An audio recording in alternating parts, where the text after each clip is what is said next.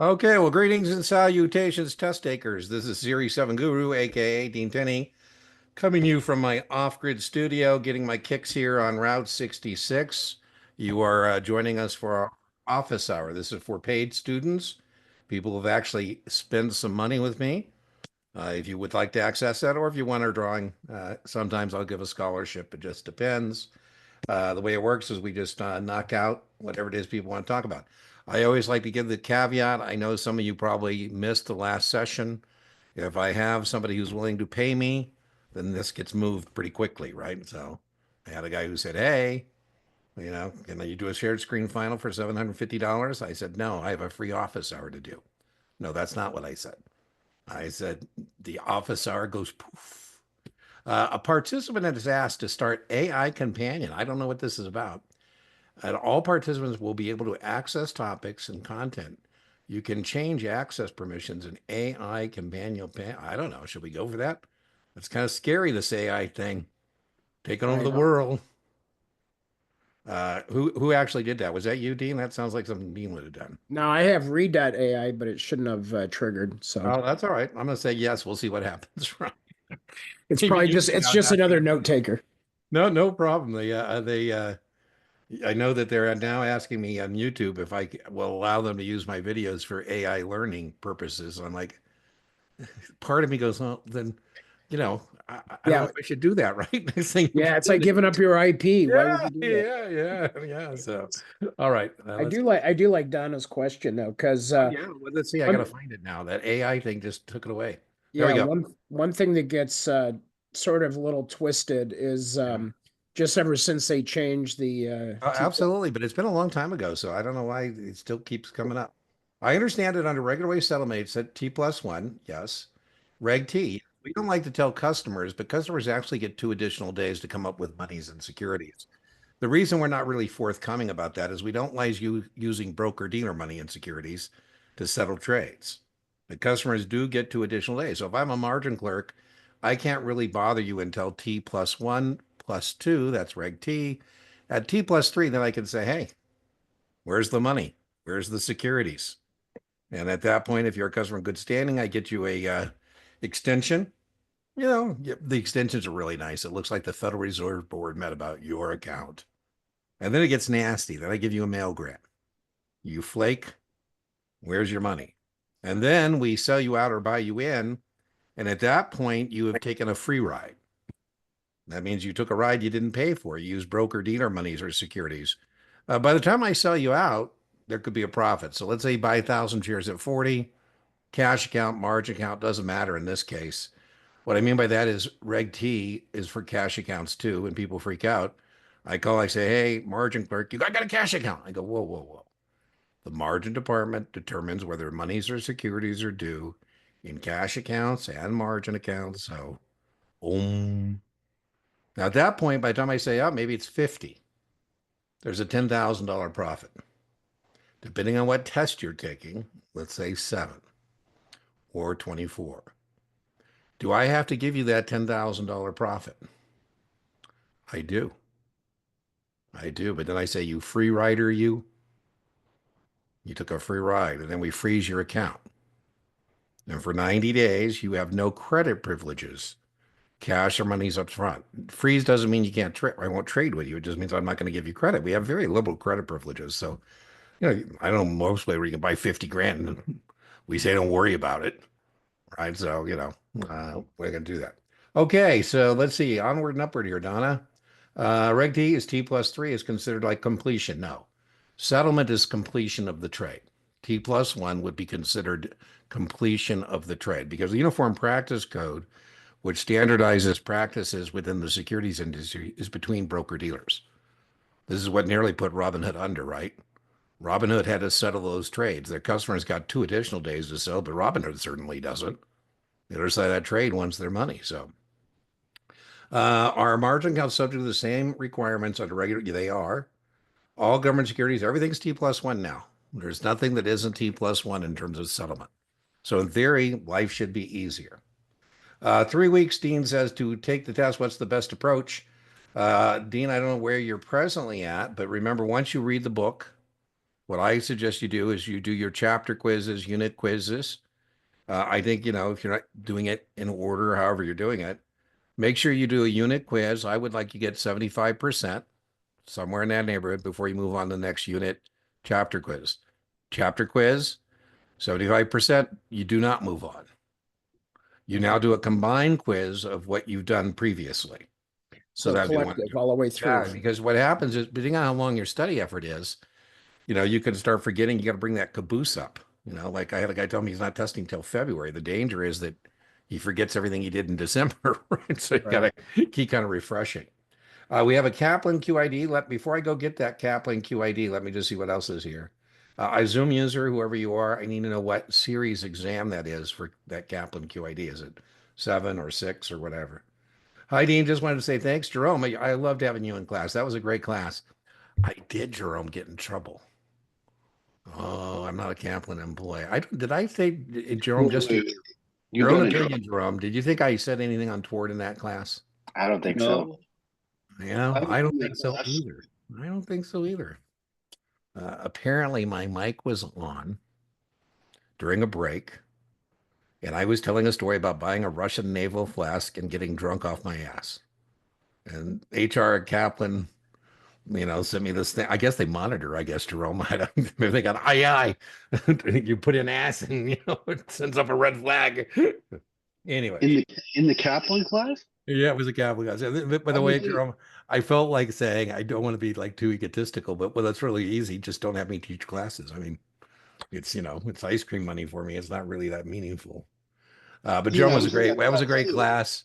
Michael, I enjoyed it. I thought it was a great class. So just isn't that a downer? You think, wow, what a great class that was. That makes me want to teach more classes. And then you get that from the backstage people. You're like, ah. All right. You are welcome, Jerome. I've been through most of your courses. You have, wow, look at all those testing victories. I'm sure you're going to get another one tomorrow, Jerome. Why not, right? Uh, I feel like starting every sixth class by saying, why don't you just get a 7? Because you're going to need it eventually. I just had somebody, Jerome, who told me they got a 6 and a 26, and I gave them their kudos, gave them their flowers, but then I said, I don't want to tell you this, but we'll see you again for a 7 and a 24 because trust me, your company is going to roll out some product that's going to trigger everybody with 6s to have to go get 7s. And then you're going to supervise them. You're going to have to get a 7 and 24. Oh, well, my pleasure. My pleasure. I told you it was a good one. I'll get that QID. Was that you, Michael, with that QID? Whoever that was, just tell me the series and we'll do it. Best ways to navigate alpha and beta. Do you mean settlement date questions? The, Is that what you mean by SD? the standard deviation. Oh, I don't think you're going to have to do much math. I mean, Jerome will can verify this tomorrow. Somebody asked me, well, Gene, how do you know that's not on the test? I said, because if I told somebody it wasn't and it was, they'd be mad and they would call and they'd cuss me out. So here, alpha and beta, it'll be very simple on beta. It's not going to be as complicated as any of the test prep vendors make it. Let me just get a whiteboard here. Boom. Very low probability you'll get this on your 7, and if you do, it's just definition again. So the test question, it is very testable, is to know the definition of beta.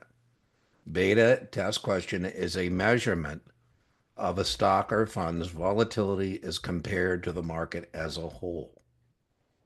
The market is always the S&P 500. So what would be the beta on the S&P 500 index fund, Vanguard's S&P 500 be 1, right? So if I tell you on a test that a stock or a mutual fund has a beta 1.5, that means it's 1.5 times as volatile as the market.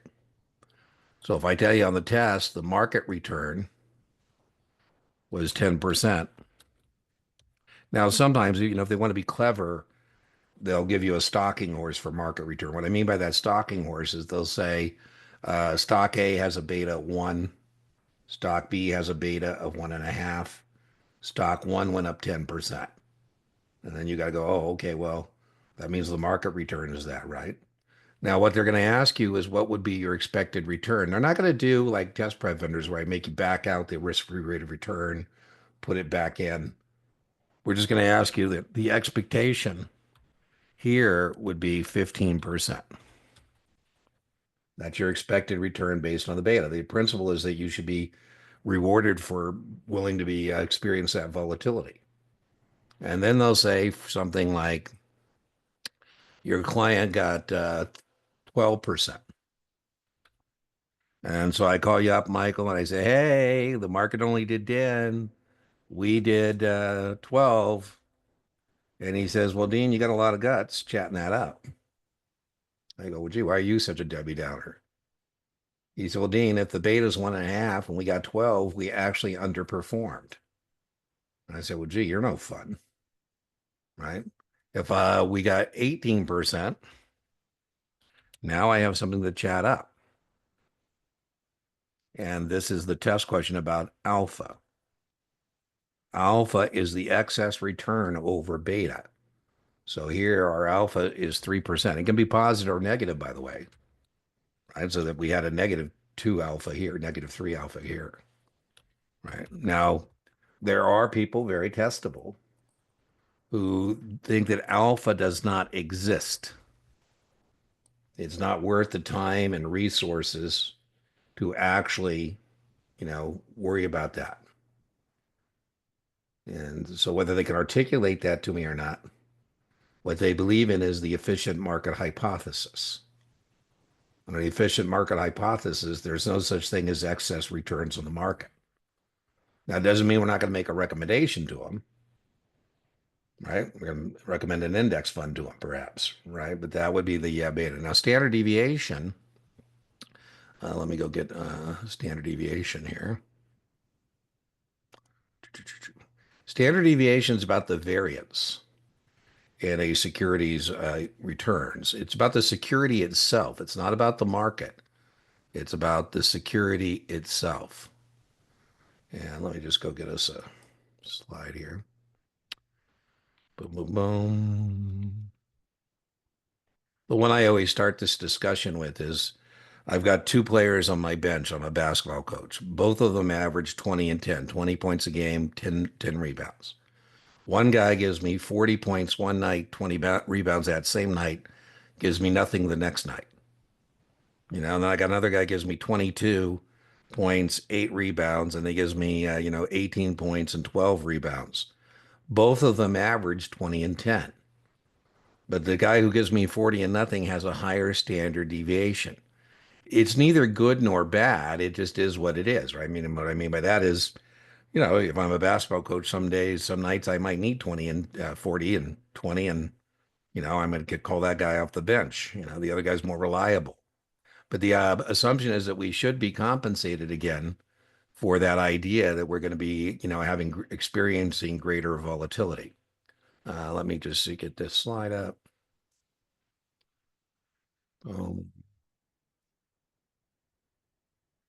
And you guys, just give me a chance here. Whoop, that's not what we want. We already did that. Let's try this again. Can you guys see my screen? Yep. Right. So standard deviation. Now, again, this is recognition 65, 66. You won't see this on your 7, but you can see this on 65, 66. A statistical term that measures the amount of variability or dispersion. I call it variance. I'm trying to use these terms now in talking to test takers. And I don't know if this test taker knew that I was speaking of standard deviation, but he was talking about his practice test score to the actual exam. And I said, well, there is variance between your practice test score and that. Now, maybe I'll spring this on the guy next time. Some test prep vendors have a higher standard deviation, meaning a bigger variance in what people score. In our business, that's not good. There's high variance, right? As a test prep vendor, you'd want that to stay within that range where you get a score and you think it's a reliable score, right? So here's company A. This is my basketball player analogy, right? Now, by the way, the flashcard definition is there. So, most of this math stuff is definitional. Input, output is not really, can you do it? But please note, both of these securities have an average return of 10%. But which company is more volatile? It's certainly company B, right? Has a higher standard deviation. And again, if we were looking at a curve and there's the dispersion of those returns, company B has more what we call the business fat tails. You have more risk in company B because of the volatility and the dispersion of that volatility. Again, neither bad nor good. It'd just be something you'd want to be compensated for, right? You might want to start watching the talking heads on CNBC. I sometimes laugh when I'm watching them, but they're sometimes using the terminology that we're talking about, right? And this guy was talking about the volatility of the security and that he wasn't going to sell it because it's just part of the volatility he's willing to live with, that it goes up and down a lot. Okay. All right, so let's see what else have we got going on. I'll pull up that QID in just a minute. These are past perfect. Well, I would tell you, I'm tempted to form a past perfect support group. Past perfect, man. I really think this is good. I mean, they're too much. And I'd be the first to say that too much is better than not enough. Do you think my scores are good to test on Friday? I do. I mean, they have a higher variance to the upside. Almost always. Sometimes they get somebody in the mud and the quicksand and they can't get out. But it's not my favorite vendor for that reason. I just think they're too obtuse. If there's any way to complicate a math question, Past Perfect is going to do it. And they like getting you in the weeds on the math. I'd almost say, you know, that's I always recommend a Kaplan Q Bank as a paid supplement always, but particularly if you got training consultants, exam FX or past perfect for opposite reasons. Because I think S exam FX training consultants a little too skinny, and then I think past perfect's a little too fat. And I think that Kaplan Q Bank can help you kind of confirm test issues if you're using some other vendor, right? If you got like I have somebody, I told her she's going to test tomorrow. I'm getting with her as soon as we're done. And I said, you're going to be in such a great place to write great reviews because you bought every vendor known to man.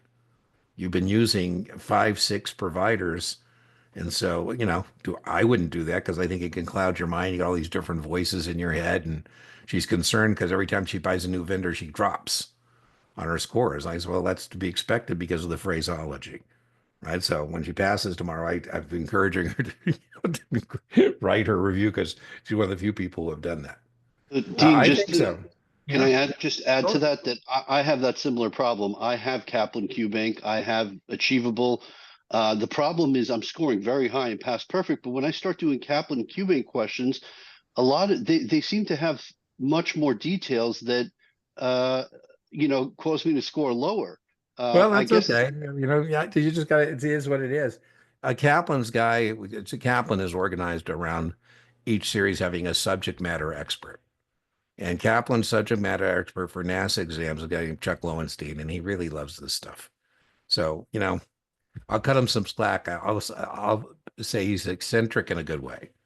So, he likes to, put stuff. At least he's honest. Sometimes he'll say, I don't think you'll see this on your exam. But the other day I sent him a debrief and he's, well, I got all this covered. I go, I know you have it covered, but, don't you want to still see and get confirmation? And my pet peeve, by the way, is that the books are always getting larger. So I think you're fine, Michael. I really do.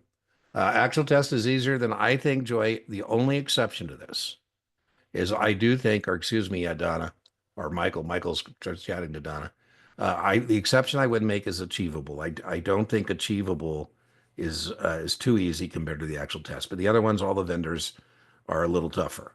By design, they want to be tougher, right? Because they want you to be pleasantly surprised, not unpleasantly surprised. STC is a fine vendor, Jerome. I think my favorite vendors are STC, Kaplan, and Notman. Those are my 3 favorites. I've heard the similar difficulty. Yep. Studying options for the Series 7. I'm really struggling to understand an option position with a stock. How do I recommend I approach this?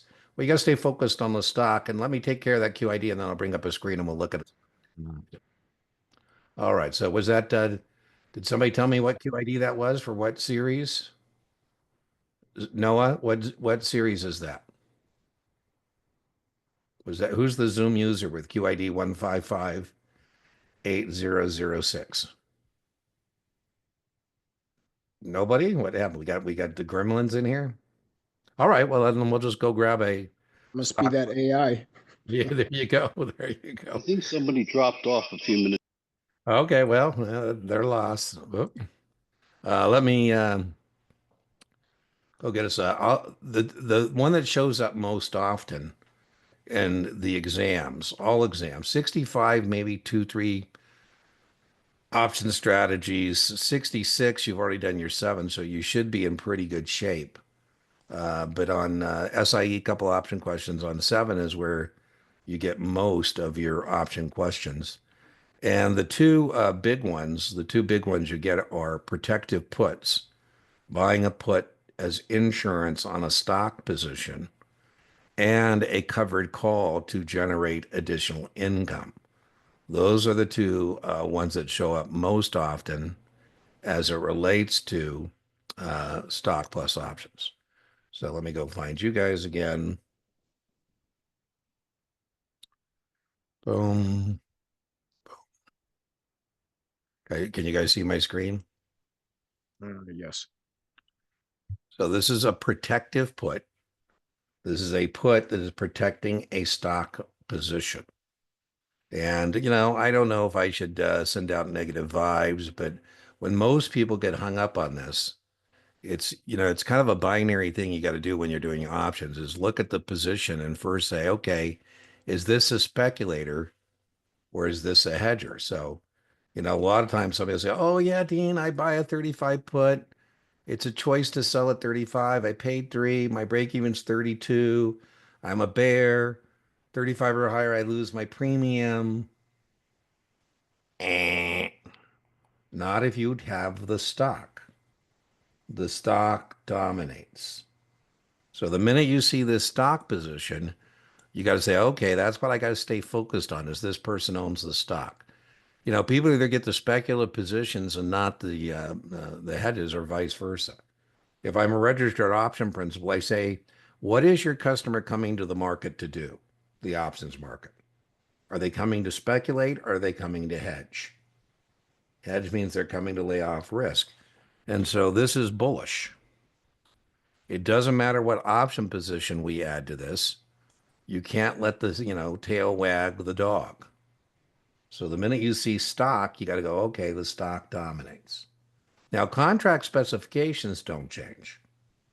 What I mean by that is it always means that when you buy a put, you have a choice to sell the stock at the strike price. That's never going to change. And you paid 3 points for that, but actually, you put in a floor here.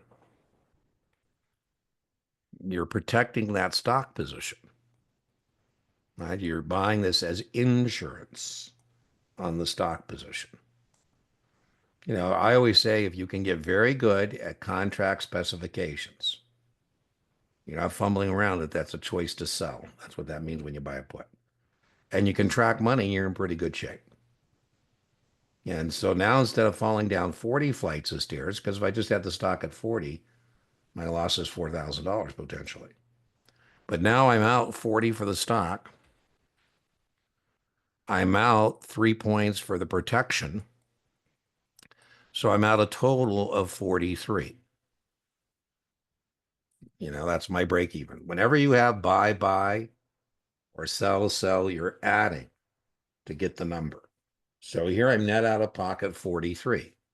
And break even is simply the number that makes the columns balance. Right? That's what break even is. Right? So that's our break even. Max gain.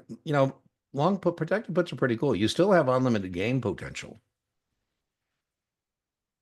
I had a client once and we got lucky and the stock roared and we bought a put and the stock continued to roar and then the put expired worthless and he was upset. Because, man, I wasted $300 for that 35 put and I didn't need it. I go, well, you don't buy insurance because you plan on wrecking. I mean, it's good that you didn't file a claim, right? I mean, that's not why you're buying this. It's in case it goes down. Now, here's why you do it, right? Anytime you want, you can sell the stock at 35. Pretty cool. you put in, as we said, you put in a floor at 35. Most loss here is 8 points. So that's a protective put. And by the way, on your 65 or SIE, they're not going to make you do any numbers. They're just going to ask you to understand that you can buy insurance on your stock positions, which is not a bad idea, right?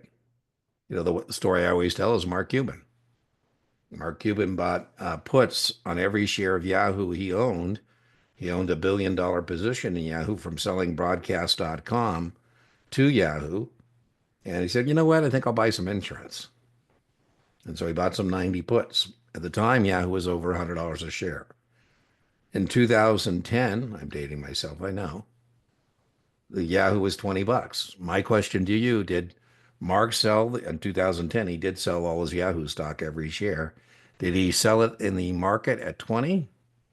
Or did he exercise his 90 puts? He exercised his 90 puts, right? He protected it. He had a $200 million capital gain tax. You know, I don't know him personally, but I know him casually. I said, $200 million in capital gains tax. That's incredible. He goes, well, I'm not happy about it. I said, well, you could have done something stupid, right? I mean, you know, he filed a claim. Now, the other one that shows up on the test, so the reason you do this, by the way, suitability, is to have the ability to participate in a big price increase, but not participate in a big price decrease. And again, what I want you to do on the puts is I want you to really quickly be able at some point to just say that's a choice to sell. Now, another thing we can do is generate additional income. And again, when you get the stock, you got to go, oh, stock dominates. The minute you see that stock, it doesn't matter what comes next. I told you the most common things that people struggle on hedges is they get all the other stuff down, their matrix, and then they get this and they go, oh, yeah, it's a short call. 52 is my break even. Max gain is the premium. Max loss is unlimited. And you got to go, oh, the guy's got the stock. And we said, when you have the stock, what dominates? The stock. So it doesn't matter what option we add to this stock position. This is a bullish position. Stock and option, the stock dominates, right? And again, contract specification. You have an obligation to sell stock you own, an entirely different thing. There's two ways you can do. You can obligate yourself to sell stock you don't own, naked, uncovered, or you can obligate yourself to sell stock you do own, covered. You know, covered calls sound pretty decent. I say, listen, how would you like to agree to sell high stock you just bought low? How would you like to agree to sell stock at 45 that you just bought at 40? If you'll agree to do that, somebody will give you $700 to agree to sell high stock you just bought low. In fact, there's three sources of profit here. One source of profit is the difference between 40 and 45. Another source of profit is the $700, and you get any dividends along the way. And you do get some price decline protection because you're lowering your out-of-pocket cost on the stock from 40 down to 33. So whenever you have like a buy, sell, you net to get the break even. The break even here is 33, not 52. 52 would just be if you had a call. So this is 33 is the break even. The break even is the number that would make the columns balance. Boom, right? 33. Your max gain, this is the disadvantage is you don't participate past the strike. Right? The disadvantage of this is you got to give up the stock at the strike price. If you don't want to give that stock up at 45, you shouldn't have collected the premium. And so you don't participate that. So that's your max gain. Your max gain is what your net out of pocket, 33 to the strike, 45, 12 points, or the 5 plus the 7. And again, you're not going to be happy if it goes to 0, but if it goes to 0, the call expires, you get to keep that money. That's a cover call. Now, on your SIE and your 65, here's how it's tested. And I told you, you're not typically going to have to do the numbers. But if you want protection on a long stock, the minute you hear long protection, you should know it's either this or this because protection costs money. Right? So you got a 50-50 just knowing that. And that would be a long put. Now remember, there's other words for that too. Remember, the other words for that are buy, owner, holder. And here's the other version. The minute you hear income, you know it's got to either be a short call or a short put. And covered calls are very testable. It's the most conservative strategy. All right, so there's an overview of those. I have lots and lots of videos you can watch on that. So you can certainly take a look at that. Max loss is 72. I'm not sure where you got 72. Let me just bring it back up. I think I was wrong. I think it's -2. I think, right? Uh, Yeah. I don't know. I have no idea what you're talking about. Let's maybe just put it back up. The max loss here was 7 points, right? I'm out 43 and I could sell at 35, and the max loss here is 33. So I don't know where 72 is coming from. It was because like the cash out was 40 and 3, and then the cash in was 35. So I like added it, but I'm pretty sure you take like the 35 minus 40 minus 3 for the protective put, right? Well, let's just go over it. I just went through it. The break even here is 33. You're out 40. You brought in 7. Your net out of pocket 33. You see how I get to 33? Yeah, I do. Okay. Okay. And you have to sell the stock at 45. Okay, makes So, sense. so the difference is 12. That's your gain. The loss. Your net out of pocket 33 and the stock could go to 0. Okay. So your loss is 33 points or 3,300. Yeah, so there's no 72 in there anywhere. All right, let's see what else we got. Let's see. Did I get an answer on that QID number yet? SD, was that your QID number? I am still. No, it wasn't mine. Okay, so we don't know who that is. All right. Let's see. Follow up to the T+1. I think we did that, did we not? Put out. Recent was looking, I looked up a video and saw a video you put up 6 months ago. The question was, your customer purchases 200 shares of DEF on Monday, March 10th under 8 Reg T. Reg T, so it would be Tuesday is T+1. Thursday should have been the answer. Yep, Thursday. Well, no, that's correct and still is correct. Donna, if I buy the stock on Monday, March 18th, that's the trade date. That's when we agree to terms. Settlement is when ownership changes hands. That's Tuesday. Regular way settlement, T+2, right? I get 2 additional days under Reg T. So that would be Wednesday, Thursday. So that is still correct. Okay, so if they asked like what's the settlement date, we would say Tuesday then. That's right. Okay. That's right. Okay, makes sense. That's right. Let's see. Okay, is that it for the office hour? You got anything else anybody wants to talk about? Did I miss anything? I don't think I missed anything here. It's kind of weird. We got a random Zoom user with a QID number. Okay, last call for the anonymous Zoom user QID. Series 7. Thank you, Joy. Okay, let's go get the Kaplan Q Bank. I mean, if you don't have any more questions, can I ask one more? Sure. Let's get this QID for Joy out of the way first, Michael. Oh, go ahead. Well, let's go get the QID. Boom, boom, boom. Is QID a Kaplan thing? Well, yeah. Well, no, everybody has QIDs, but the only ones I can bring up backstage are Kaplan. Got it. Yeah, like if you got a QID from like STC or Past Perfect, you need to screenshot it so I can see what you're looking at. Let's see, Kaplan sign in.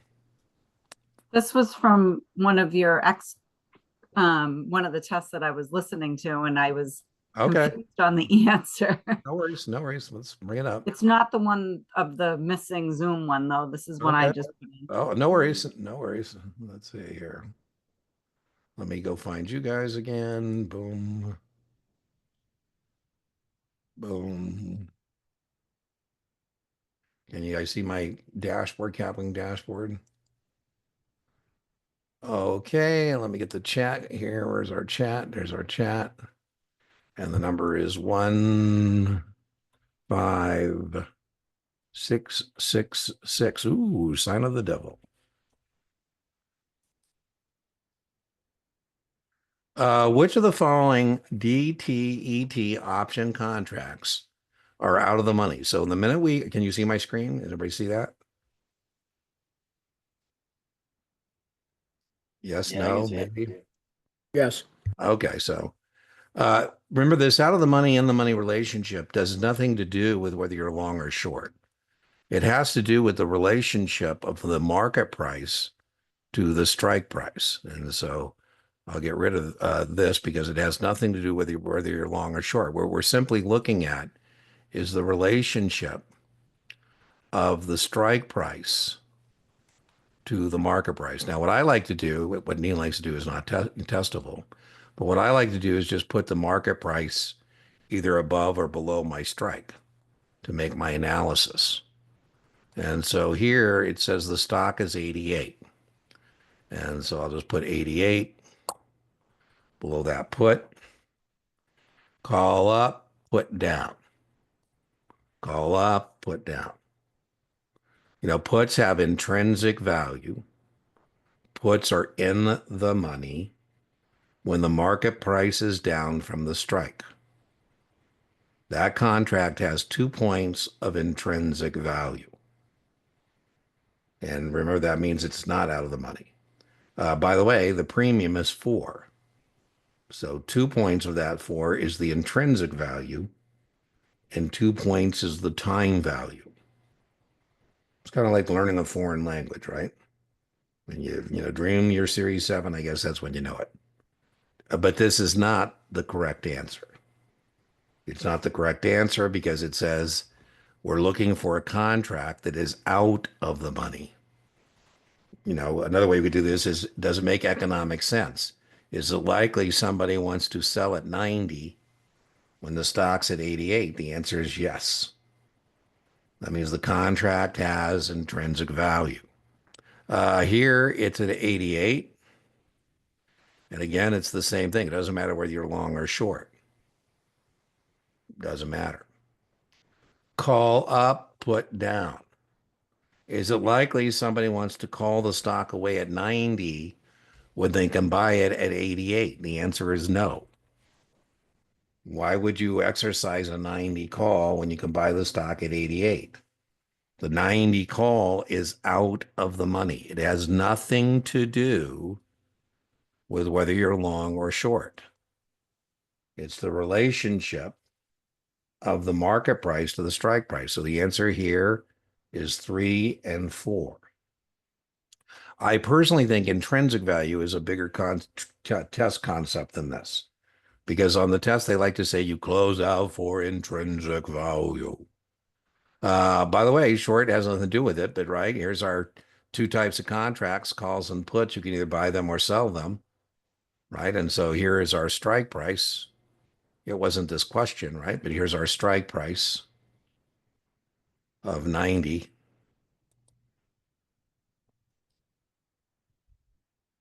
And that's our strike price. That should kind of look familiar if you follow Dean. Here is the market price. Here is our break even. That kind of looks like the matrix, or should look like the matrix. This question wasn't about break evens, 94, 86. This question was simply about this relationship of in the money or out of the money. And so here, if it's an A call and the stock is 88, it's out of the money. For this to be in the money, the market price would have to be up. And have to be above that strike price. All right. Any other Kaplan QIDs before I close down the QBank? Okay, Michael, I think you're next. What was your question, Michael? You had another question? Yeah, Test Geek, Brian Lee, right? Yeah. Is it Lee? Okay. Finally. I have his stuff and I have his sample test, and I Yep. was holding it and purposely didn't do it because I want to do it the night before. Strong. I like it because that has very strong correlation test term Yeah. with little variance. to the actual exam. And good news or bad news. I had somebody the other day and they were upset because they didn't get a passing score on his exam. Listen, instead of blaming like today on social media, there was a guy who's blaming the test prep vendor on a score that was obvious that it wasn't his test prep vendor. And part of me wants to say, hey, my friend, look inward. One of the things I have in my podcast episode is, boy, if you miss your mark, don't come back and blame the test prep vendor because, you know, that's not bueno. I'm going to say, I'll get it next time is the attitude. Anyways, Brian has very strong correlation. This person was a little upset because they got a score that wasn't good. And they didn't have enough recovery time on that, Michael. So, if you're very confident, I want you to do that last. I want to do it the day before. So if you're testing Friday, do Brian's Wednesday. If you're not feeling confident, do it Tuesday so you have time for remediation because it's a true score. So if you don't score well on that, it doesn't mean, bitch to Brian or Dean. It means, put your butt in gear and you better find some. Wednesday's today, though. You mean like do it where are you today? testing? You're testing Friday? Yeah. Well, then you better Can I do it Thursday? Sure, do it first thing in the morning, but make sure. You got it. Yeah. But you're saying don't test in the afternoon on Thursday. Take it easy. Yeah, yeah, you don't want to wear yourself out. Like, you got to pace yourself, right? I'm a little worried. There's no way on my booking page where I can prevent somebody from booking tutoring too close to their test date. But people either book way too far sometimes or way too late. I had a guy today and, he's taking his 24 tomorrow. And I'm like, man, the first part of me is like, well, let's not do anything stupid.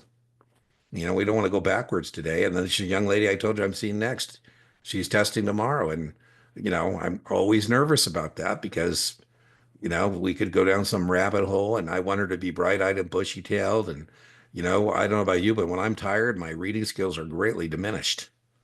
I like to take the New York Times publishes a history quiz on the weekend and I like to take it. And, this is me. I'm mad because it asked me about dinosaurs. I did an RTFQ. So I'm placing the timeline. Oh, dinosaur, this is an easy one. I'm going to put the dinosaur, at the beginning of the timeline in 30,000 BC. And then I was pissed. Again, I'm just like the test taker. I was mad at the New York Times because I felt they tricked me. Because when I read the rest of the question is, when did they discover this dinosaur's fossils? In Idaho in 1963. I'm like, oh, man. So it wasn't really a question about, when did the dinosaurs roam the planet, right? So you just got to be careful. So that's why I'm a big believer the night before, whatever you do to kind of get your game face on. Me, I like to pour myself maybe a gram of Lagavulin or whip out a Cuban cigar or something, just kind of, you want this thing to come to you. You don't want to be on top of it too much because if you're on top of it too much, it's I think it's kind of like an athletic event. You want it to be training and you want to be peaking at the right time. I told you, Michael, I'm a basketball fan. My poor OKC young men last night, they just never got in the flow. It just never happened. All those SGA and all those guys, nothing was going in. And then Giannis decided to be the big boy that Giannis is. And next thing you know, it's just too late. So mom was saying, aren't you going to watch the rest of it? And I go, nah, I think it's kind of over. I felt like now I'm going to stick it around for another 7 minutes and see this end. All right. Anything else for our officers? Here's what my plan is. I think, was it you, Joy? Were you on the last one? Somebody came with a good idea for this. I'm trying to establish a rhythm we can keep on these kind of things. And right now I'm doing a live stream overtime session, which doesn't work anymore because it's just too late in the evening. And I was trying to think of where I could put it before, and then we're doing this office hours. What I think I'm going to do, the beginning of the new year, we're going to have some new stuff. And what I think I'm going to do is turn this into a weekly Q&A jam session is what we're going to call it. And we'll be doing it every Wednesday instead of every other. And so that's kind of my game plan. And that means we don't do have any of you guys done the live stream overtime with me? No. Okay, so I think I'm just going to fold that into this weekly Wednesday thing that I'm going to call the jam session, right? I like it. I got that. That's kind of my plan. So, Hey, Dean, with a couple weeks to go, which class do you recommend of yours to run through again? okay, which one, Dean, are you taking? I'm doing the 7. Yeah, I have lots of playlists, but I came up with a cram course playlist that is just the most important thing because there's like 100 something videos, right? So start there, and that's an overview of the entire 4 day. Hey, got a little tyke there. Hey, look at that. Woohoo! Hello. Have him come back, Michael. Rah! You see the Grinch? Ah, we're stealing your cruel one, Mr. Grinch. Doo, doo, doo. Um, Start there. And I Okay. have a suitability playlist, Dean, as well. Oh, good. Yeah, So suitable. that's just a bunch of videos. I'm building that up. There's going to be 3 more videos in there pretty quickly. So, oh, it looks like we got some new messages here. RMDs are 73. Yeah, the 50% is now 25, Donna. That is true. I haven't had anybody tell me they ever have seen anything about that penalty. What I would know that shows up quite a bit is if you inherit an IRA and you're not a spouse, how many years do you have to take the distribution? Anybody know? Very testable. 10 years. That's very testable. So I wouldn't worry about the 50, but all that is true. That is true. Don't get in your head. I did well on Kaplan and Brian's. There they go. Ran out of time. Ugh. Yeah, the mirror on the wall thing is working pretty good, but make sure, yeah, you don't spend too much time. Listen, we had did a shared screen practice test yesterday with 2 ladies. Gabby, she's a sweetheart, but you know, she was taking, way too long.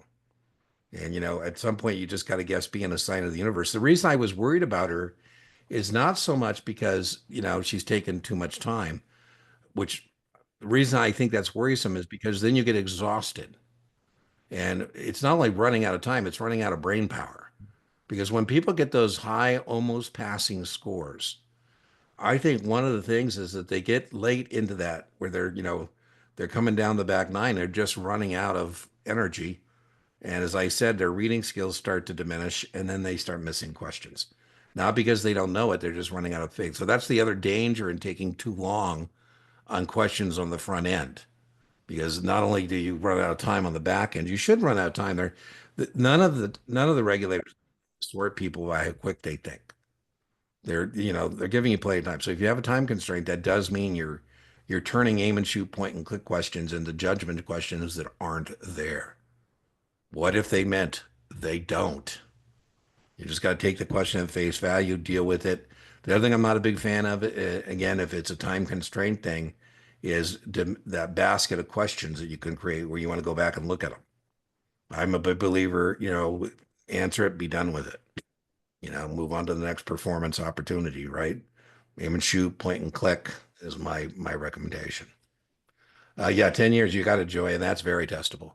The stuff on IRAs are very straightforward, and it's mainly recognition. You got to fly high. You got to know the 59.5, RMD 73, no RMD for Roth, 60 days for the rollover, just all that kind of aim and shoot, point and click stuff is how it relates to retirement plans. All right, anything else? All right, well, you guys enjoy your fun and family and fellowship. Merry Christmas, Happy Hanukkah, Happy New Year. I am excited because I'm going dark soon as we're done. And I'm going to do the same as I'm recommending for you. Now, I do work with people I'm already working with. You would qualify as those folks. So, if you, for some reason, decide you're going to try and do something over the holidays and you're stuck, send up the SOS and I'm more than happy to help you out. But other than that, How do we do that? What's the best way to get through that? just an email. Dean, I think Okay. you also have my cell phone, I think, right? Did I give you my cell phone when we do it? No. Just send me an email. I'll send you my cell phone. I'm not sure everybody Okay. here is a paid student, so you get to get my actual cell phone. You got to have spent some money with me. Dean, I think, has spent some money with me. Oh, Dean, yes. did you get my email? I sent you my contact info. I'm just curious. I don't know. Did you send it to Dean at guruexamprep.com? Yeah, I did. Okay, I'll check it, Michael, and I'll see. That's the other reason I give people my cell phone like Dean, because otherwise I get literally on the channel, I get so many people sending me stuff. I try to stay on top of it, but some mornings it's just almost impossible. So I'll There's look nothing again, to stay on Michael. top Feel free of. to nudge It me, by just the way. said keep in touch, and I had my contact Okay, info. That's okay, I'll all. look for it. But hey, always feel welcome to nudge me and say, "Hey, WTF?" You know. Yeah, and Dane, don't forget to send me your address. I'm gonna send you a copy. Oh, of it. absolutely, absolutely. I can give that to you now. I'm off grid now. It's let's see if I can do it. 488 Okay. 40 North Anvil Rock Road, Seligman, California. Off road. Hold on. Or Seligman, California. God, I need to get it. Yeah, that's in. Seligman, Arizona. Yeah, Ligman. Arizona, 86637. And just put 1086 just in case they don't come out. They sometimes will put it in my PO box. So just Okay. add PO box 1086. I'll ship you one of those off. Oh, thank you. All right. Anything else? All right. All right, everybody. Enjoy your holidays, and we'll see you in 2025. See you next year. Jerome and Michael, I enjoyed your company in class. Thank you so much for your participation. I think it made a big difference in that class. And again, you know, who is it that I'd like to know who it is that turned me in for, my comment about my flask, Maybe it All was right. just Tatiana. I don't know. She. Yeah. Bye-bye. Bye bye.